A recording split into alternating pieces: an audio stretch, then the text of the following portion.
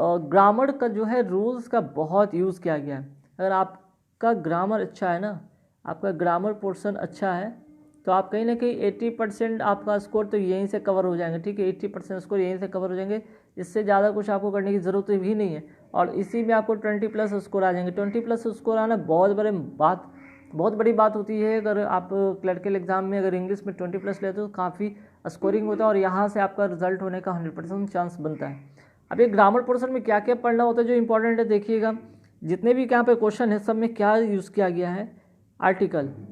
आप लोग से ये आर्टिकल पढ़ना क्यों जरूरी था, मतलब बकवास है, बिल्कुल नहीं, आर्टिकल नहीं पढ़ना होगा। पार्ट ऑफ स्पीच, ये पार्ट ऑफ स्पीच जो है काफ़ी इंपॉर्टेंट है भाई।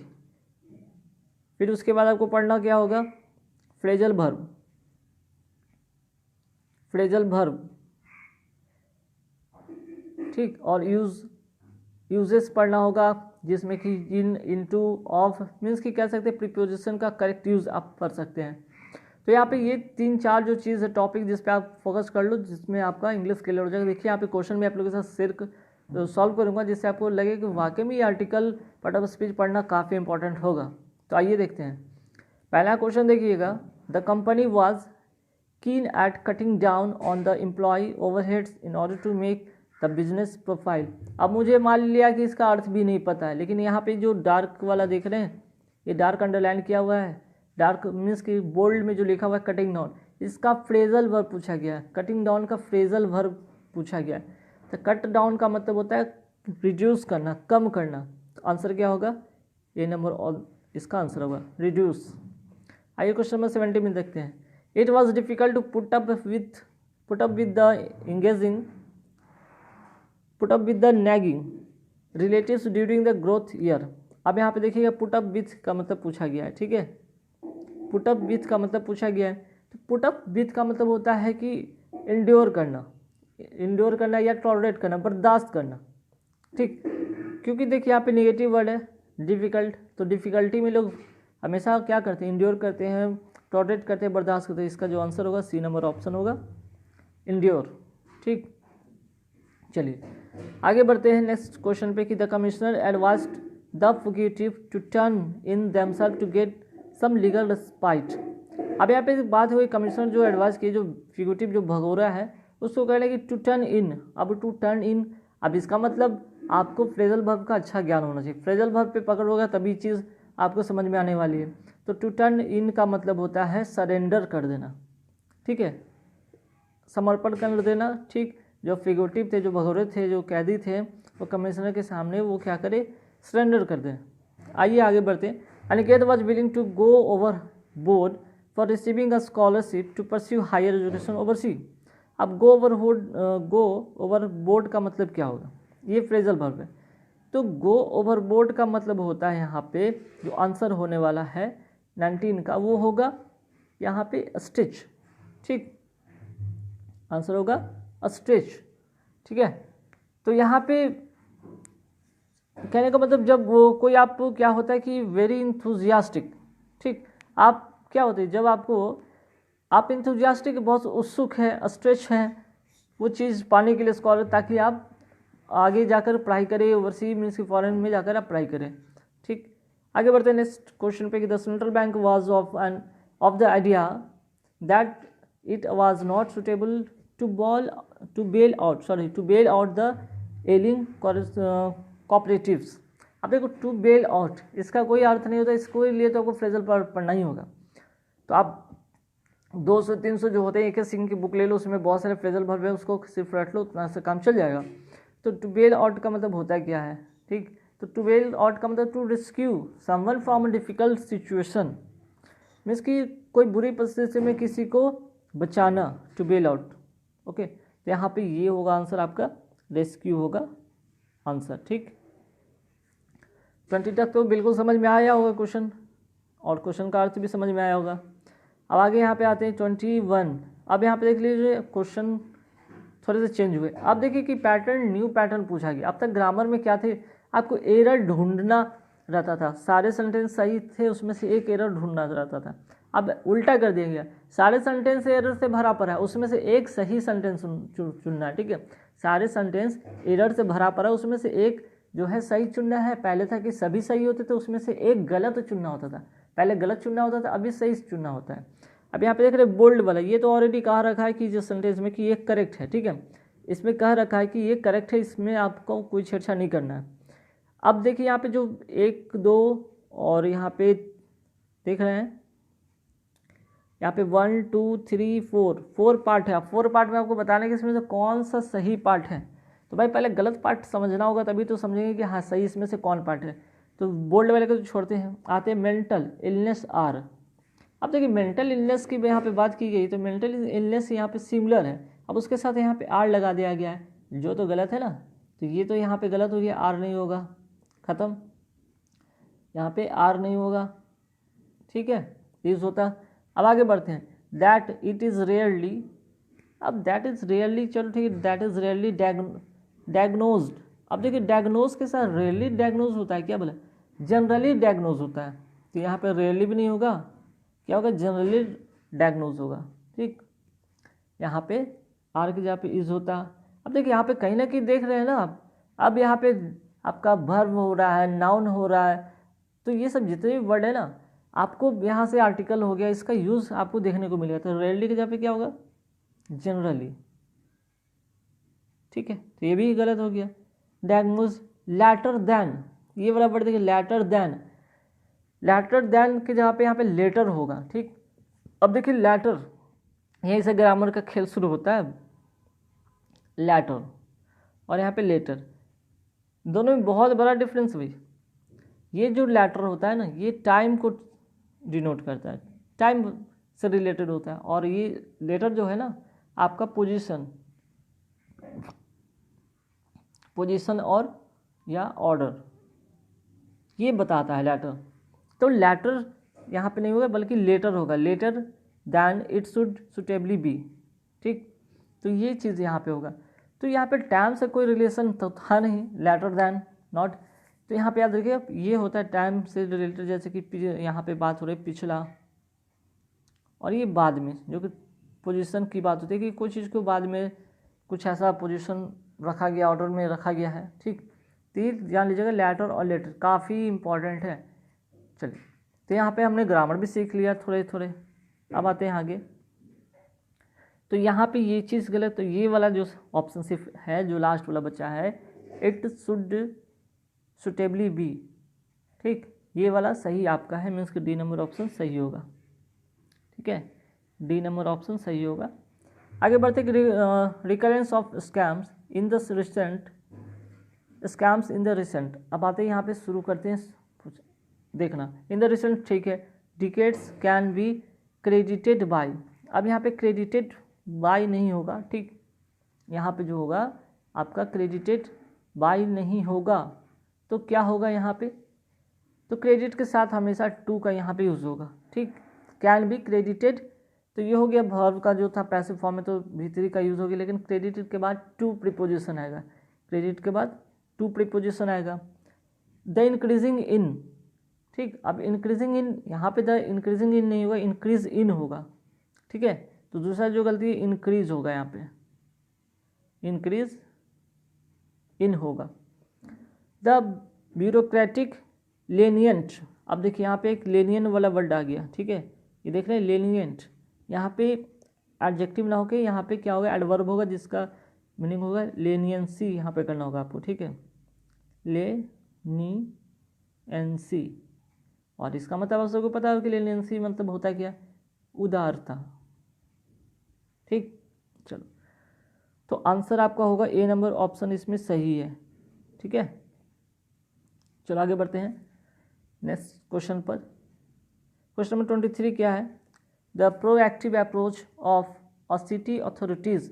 अब यहाँ पे सिटी अथॉरिटीज़ की बात की, यहाँ पे तो ए नहीं होगा, ए सिटी अथॉरिटीज़। अब यहाँ पे देख लीजिए प्लूरल तो ऑलरेडी बना हुआ था, ए तो सिंगुलर कभी होगा नहीं, तो ये तो ऐसे कट गया, यहाँ पे द होगा। और पूरे अथॉरिटीज़ की बात की गई है, हैव लेड टू रिडक्शन।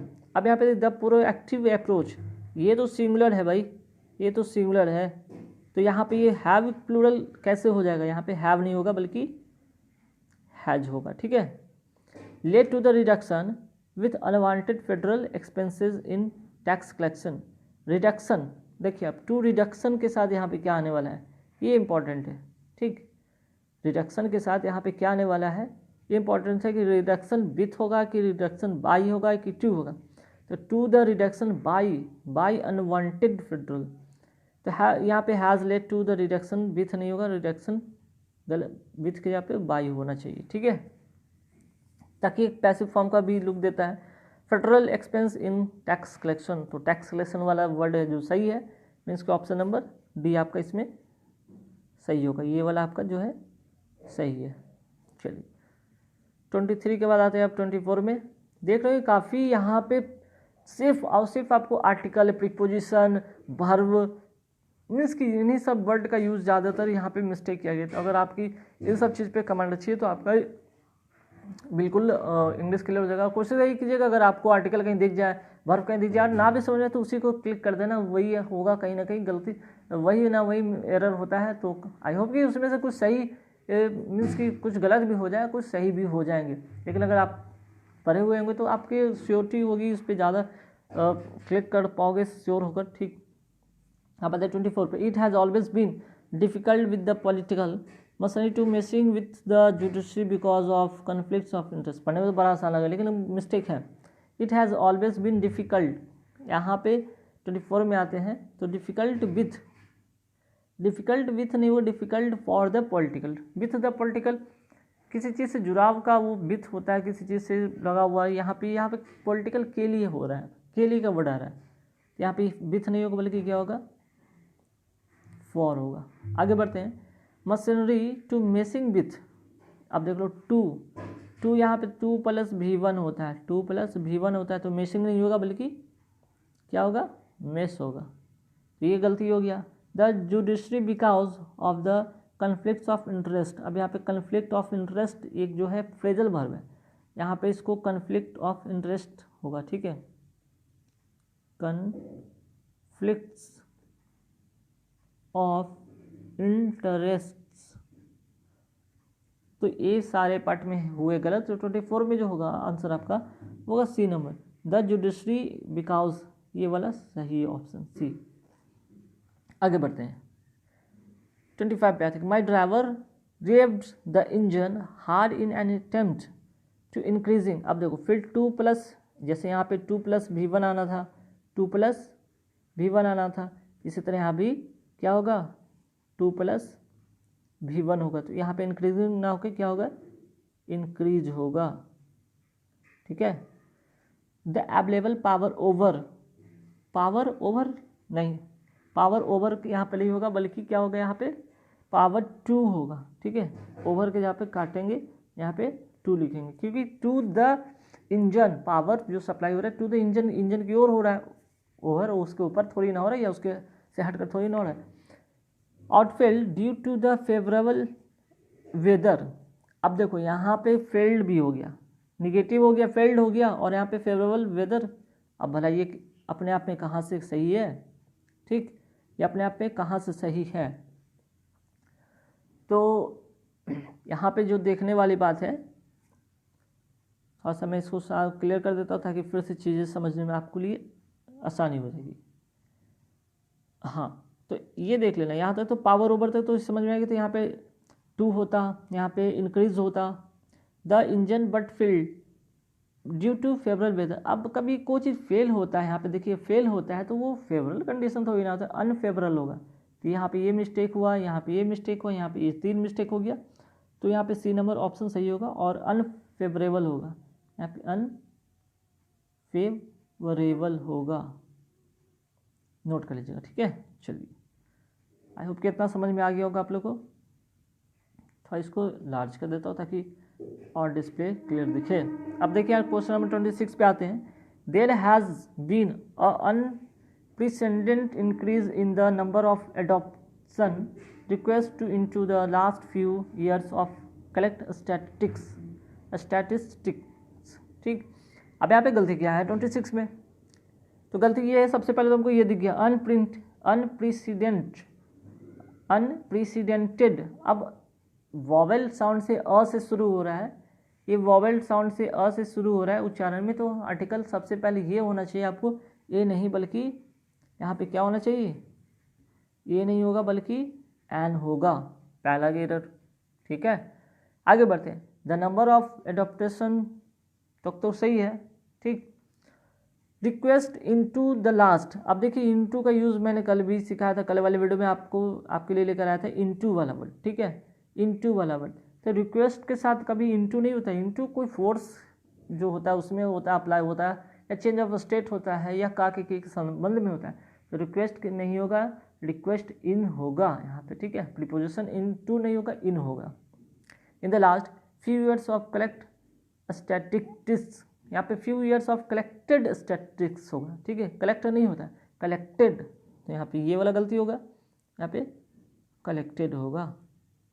ठीक, अब आते हैं आगे। The incumbent Greek government is willing to make most sacrifice than. Than लग गया भाई, पहली एक चीज़ दिखी दैन है, यहाँ पे मोस्ट सेक्रीफाइस दैन तो होता नहीं, मोर सेक्रीफाइस दैन होता है। कंपैरिजन की बात हो रही है, यहाँ पे तो मोर होगा, पहला गलती आपको दिख गया। अच्छा, इसमें आपको आंसर नहीं मैं बताया था 26 का बी नंबर आंसर होगा। ठीक है, बी होगा आंसर। चलो, यहाँ पे मोस्ट नहीं होगा, मोर होगा। मैं फिर से लिख देता हूँ, इसका तो आंसर होगा आपका कौन सा था भाई, बी। और इसमें मोर होगा। चलो, दैन दियर प्रीसीडर्स इन, यहाँ तक तो बात सही लग रहा है। Then their procedures in order to impress financial. अब देखो भाई, यहाँ पे एक चीज़ यहाँ पे देखना, ये क्या हो गया भाई, इम्प्रेस फिनेंशियल। फिनेंशियल को भला कोई इम्प्रेस करता है? नहीं नहीं, इम्प्रेस नहीं करता है, इम्प्रूव करता है। ये वाला गलत है, इम्प्रेस नहीं होगा बल्कि क्या होगा, इम्प्रूव होगा। ठीक, इम्प्रेस नहीं होगा बल्कि क्या होगा, इम्प्रूव होगा, ध्यान रखिएगा। Situation in the trouble economics. अब देखिए इकोनॉमिक्स, ट्रबल इकोनॉमिक्स नहीं होगा, यहाँ पे इकोनॉमी होगा। ट्रबल इकोनॉमी, इकोनॉमी की अर्थव्यवस्था में यहाँ पे बात की गई, अर्थव्यवस्था जो ट्रबल इकोनॉमी है उसमें, यहाँ पे तो इकोनॉमिक्स नहीं होगा बल्कि इकोनॉमी होगा। इस बात का ध्यान रखिएगा कि जब आप प्रैक्टिस करते हो, अगर आप इंटरव्यू पढ़ते तो वहाँ पे कुछ टर्म ऐसे आते हैं जहाँ पे आपको रिलेट करना खुद भी आ जाएगा, और उसके साथ ये स्टैटिक वर्ड बैठेगा, ये खुद भी समझ में आएगा। तो ये चीज़ कुछ होता है, कॉमन सेंस के आधार पर भी आप इसको यूज़ कर सकते हो। चलो, ये तो हो गया। तो अच्छा, इसका आंसर बताना भूलिएगा क्या मैं फिर से, 27 का बी होगा इसका आंसर, बी सही है। अब आइए 28 पे। Removing the entrance for the street from the street was being always consideration. अब यहाँ पे ये सबसे पहले यहाँ पे एक चीज़ चेक करेंगे 28 में कि यहाँ पे क्या गलत है। द स्ट्रीट बीइंग ऑलवेज, तो यहाँ पे वाज नहीं होगा भाई। ठीक है, यहाँ पे पहला मिस्टेक वाज नहीं होगा। Street being always consideration pre requisite. अब देखिए यहाँ पे अगर removing the trash from the street being, यहाँ पे वाज होने का मतलब नहीं बन रहा था, कोई स्टेटमेंट नहीं होता। अगर वाज होता तो यहाँ पे पैसिव फॉर्म लेकर आता, जो कि पैसिव फॉर्म है नहीं। तो कंसिडरेशन और प्री रिक्विसाइट तक तो यहाँ पे चीज़ें समझ में आ रही थी, लेकिन यहाँ पे एक चीज़ तो वाज गलती होगी। दूसरा जो होगा यहाँ पे कंसिडर्ड या कंसिडरेशन है, यहाँ पे आपको वर्ब, ये नाउन है। ठीक है, ये आपका नाउन है, यहाँ पे आपको वर्ब लेकर आना होगा, तो कंसीडर्ड होगा, कंसीडर्ड। आप यहाँ पे कंसीडर्ड कर लो। ठीक है, तो स्ट्रीट बीइंग ऑलवेज कंसीडर्ड और प्री रिक्विसाइट। कंसिडरेशन नाउन होता है, यहाँ पे आपको वर्ब का यूज़ करना होता है। और pre requisite for the improvement the overall. तो यहाँ पे देखिए इम्प्रूवमेंट नहीं होगा, फॉर। अब यहाँ पे याद रखिएगा, कुछ प्रीपोजिशन के बाद आपको आईएनजी लगाना होता है। प्रीपोजिशन के बाद क्या आता है, आईएनजी आता है। ठीक है, जैसे यहाँ पे देख लीजिए, तो फॉर यहाँ पे प्रीपोजिशन, तो यहाँ पे इम्प्रूवमेंट नहीं होगा, इम्प्रूविंग होगा।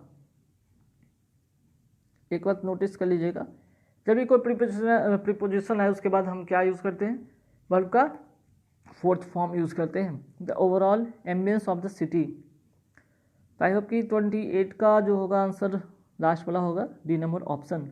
तो देख लेगा कितना हम लोग ग्रामर सीख रहे हैं। कहीं ना कहीं सारा जो होता है इंग्लिश बेस्ड ही ग्रामर फॉर्म पे 80% आपका ग्रामर होता है, बाकी 20% वोकैब होगा, और आपके जो है कि समझ, आपकी पावर समझने की पावर, आपकी कंसिडरेशन उस पर क्या है, अंडरस्टैंडिंग क्या है, इस पर डिपेंड करता है। ओके चलिए अब आते हैं 29 पे। 29 में क्या है कि referring to the attention receive for the pilot project the district collector commemoration the social workers involve in the execution of an crucial plan. अब इसमें गलती कहाँ कहाँ है अब देखते हैं 29 में। तो 29 में जो होगा यहाँ पे सबसे पहले रिसीव्ड बाय द पायलट, चूँकि आप देख लीजिए यहाँ पे पैसिव फॉर्म का यूज़ किया गया, referring to the attention received by the pilot, एक गलती।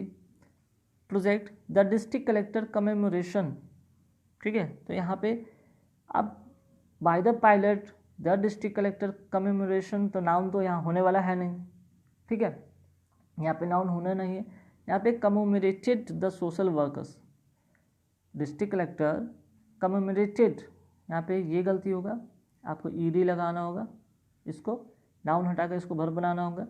The social workers involve in, okay सही, यहाँ पे the execution of an crucial plan. तो यहाँ तक तो एक चीज़ बात समझ में आ गई। अब भाई यहाँ पे एन क्यों लगा दिया गया, क्रूशियल सी से स्टार्ट है, वैसे भी कैपिटल अगर हम लेटर की बात करते हैं तो हमें वॉवल में को जो भी वॉवल साउंड होता है या फिर कॉन्सोनेंट साउंड होता है, यहाँ पे क्रूशियल जो है क का मीन्स कि क जो कि कॉन्सोनेंट साउंड है, कॉन्सोनेंट साउंड के पहले तो एन का यूज़ होता नहीं है, यहाँ पे ए होगा सही, ठीक है। तो फाइनली आपका जो आंसर होगा ये वाला ऑप्शन सही होगा, सोशल वर्कर वाला, मीन कि सी आपका सही होगा। एंड लास्ट क्वेश्चन देखते हैं कि living under the shadow of the revolting must have has deteriorating effect in the personalities of the children growing over this earth। अरे भाई सबसे पहले हमको तो ये दिख गया these childrens, चिल्ड्रेन तो अपने आप में प्लूरल है, एस क्यों लगता है भाई, चिल्ड्रेन में भला कभी एस लगेगा, चिल्ड्रेन तो अपने आप में प्लूरल है, तो यहाँ पे ये मिस्टेक हुआ, एक चीज़ तो पहले दिख गया फट सा। अच्छा यहाँ पे देख लीजिए लिविंग अंडर द शैडो, 30 में देखते हैं लिविंग अंडर द शैडो, तो ऑफ द रिवोल्टिंग नहीं होगा, यहाँ पे जो होगा नाउन होगा, ऑफ द रिवोल्टिंग नहीं होगा बल्कि रिवोल्ट होगा, रिवोल्ट, यहाँ पे नाउन यूज़ करेंगे, ठीक। क्योंकि यहाँ पे द भी देख रहे हैं, द के साथ कभी वर्ब तो यूज़ होता है, द हमेशा नाउन के को लेकर डिनोट करता है, और यहाँ पे ऑलरेडी ऑफ भी है, तो ऑफ भी जो कि नाउन को रिलेशन बताता है, या तो कभी वर्ब होगा नहीं, of the revolt must have, ठीक है, यहाँ पे मस्ट हैव जो है यहाँ तक तो बात सही है कि रिवोल्टिंग हो गया।